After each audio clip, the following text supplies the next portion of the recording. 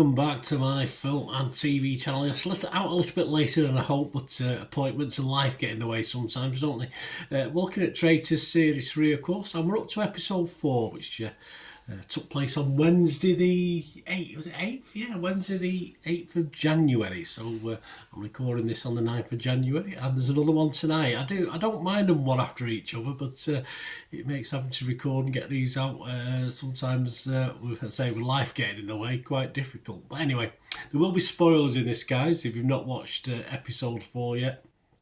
And of course, all my comments are based on at the time, yeah, some of the thoughts at the time. It's not hindsight. As I'm watching the programme, I'm sort of putting little notes down on the computer, etc. Of course, we started with 25. We were already down to 19, although that would alter this episode. We've got 18,000 in the prize pot, and we just lost our first traitor.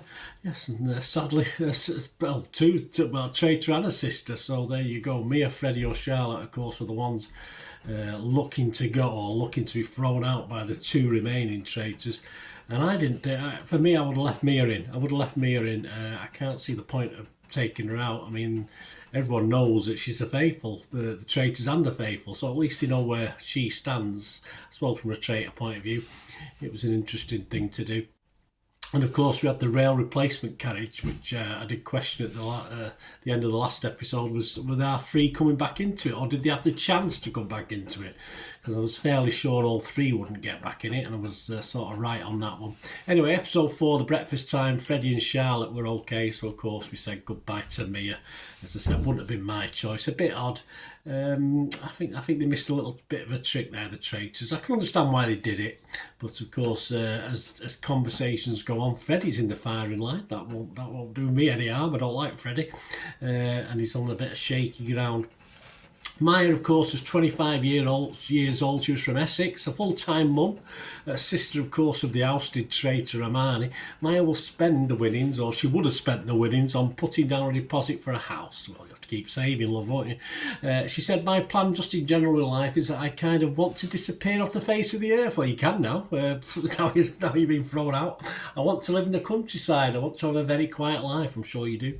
Maya adds that she'd use any leftover money to put towards outstanding debts. I'll throw it my way, love.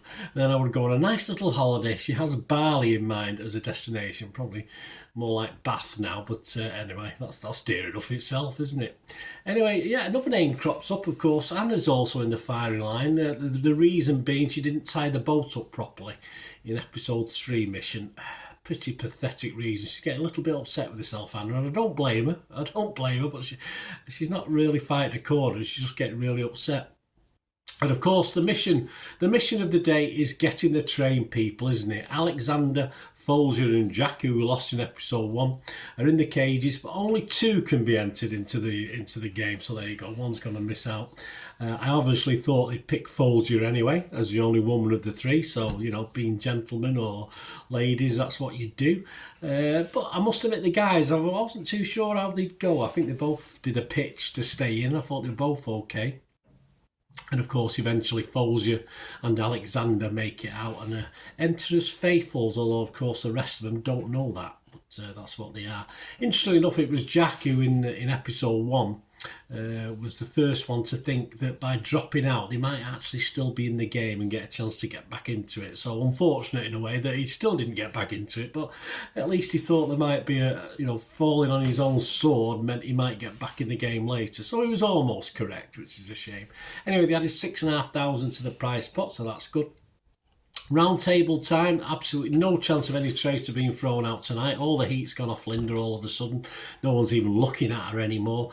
And of course, well, we'll talk about Mina in a minute, but she's played a fantastic game and she's not being mentioned anywhere, is she? So we've got Anna and Freddie getting a lot of mentions, but of course a lot of people still didn't like Kaz.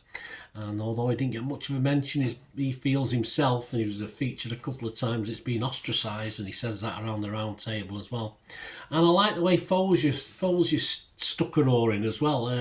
She's supposed to just be observing, of course, for the first round table. She didn't have a vote, but she was sort of talking to Kaz and then sticking up for Kaz a bit as well, which was interesting to say the least. But the trouble is, Folger, if you put yourself out there like you're doing at the moment, you you're going to make yourself a big target for the traitors. But, you know, so she could already be in trouble. But there you go. She got to rein it in just a little bit. You've got to find that fine balance of being all nice and friendly to everyone. But you can't be too much out there, because if you're not a traitor, you're going to get stabbed in the back. Freddie was crying. I don't know where his mum is. He needed his mum, of course. Kaz was right, of course. They were out to get him, the poor man. The reason? Well, he's a doctor and he's got a good bedtime manner. That's the absolute idiots who voted for Kaz. I won't name them. You know who they are. You watch the programme. Just unbelievable reason for voting for Kaz. And he's too nice a guy to work anyone round or mither anyone. He'd just rather go out on his own and keep out of the way, because he was a bit upset, which shows what a nice guy he has. Kazim, he's 33 years old, from Cambridge. He's a doctor. He wanted the money to secure financial stability for his family. Well, you know, you're a doctor, mate, so you'll get that eventually. After having to work extra shifts, which has meant missing out on time with his daughter. Well, let's hope he gets a bit more time with his daughter, eh? And yes, afterwards, Freddie's crying again. Yeah, Joe's sulking again, no surprise there. Folger gives Leanne the shield, so that's happy. I like Leanne, as you know. Alexander cleverly names the 3 guys that were in the carriage at the episode 1, of course, as the ones, although it's not rocket science for me, personally, to know who he's going to give it to. Obviously, there's 2 men and a lady, and he's going to give it the lady, because that's what they do, that's what people do. Certainly of Alexander's generation, anyway, and Alexander's standing. So Mina, the traitor, gets the shield, so that's fantastic. Gives them the chance to play around with that later on when they get to the old traitors table upstairs. And of course, they were left with the challenge of recruiting or murdering. That is the question. And we're left, if they are going to if they are going to recruit, Freddie, Folger and Anna. All interesting picks. I like those picks, I must admit, as possible recruits. I personally, I don't know, it's hard, isn't it? Because of the shield, having the shield, I would have, Minor having the shield, I would have probably still murdered someone. I would have took the chance, in fairness. I would have still murdered someone, but anyway, either way, it doesn't matter. I'm sure it'll all come out in the wash. Yeah, to sum up then, guys, my best of at the moment, best of the faithful so far. Leanne still remains up there on my list. I like Livy. I think she's genuine. I like Dan. He plays the game. I did like Kaz, but I had no qualms about the fact he wasn't going to win this from early doors. He just wasn't the type of player to win this, unfortunately. And Alexander and Folger are making themselves likeable at the moment, but that could be a bad thing for them. From the traitors, of course, the standout so far of this series, the standout, and you can't see how she's going to lose this just now. There's a long time to go, of course there is. Not Mina or Minor, whichever way you pronounce it, my apologies, I forget my whole brain. She's wonderful. She is really wonderful. She's my outstanding player, faithful or traitor. Dislikes, yeah, I still don't like Jake. He's a bit of a shit stir, a bit of a mad ass. He picked up on Armani and Linda though, so he's got a little bit of intelligence in there. And of course, I don't like Freddie. I'm not going to go on about that. Old mummy's boy Freddie, I'm not going to deny I don't like that. And Joe as well.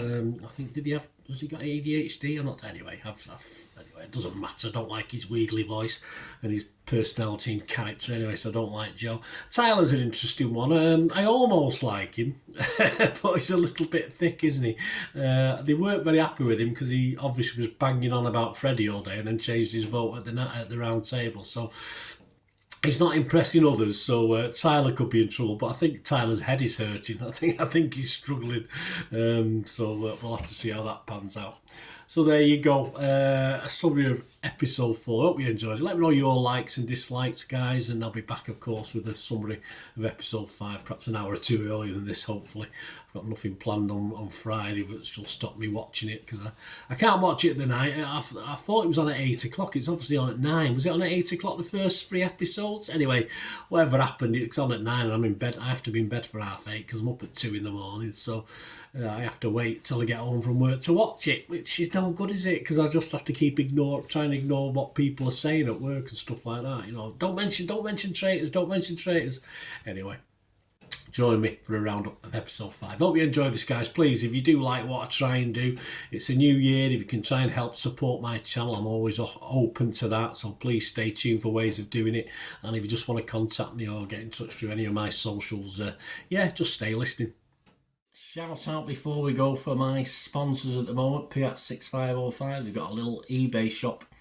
And they sell movie posters from the 1990s and 2000s, some great films, some great actors. So please check the link in the comments section below and you'll go straight to the shop. I dispatch everything between 24 and 48 hours, so if you see anything there, you want to order it, you can also mention my name. I mean, they are sponsoring me, so I do my little deal as well, so you can get 10% off.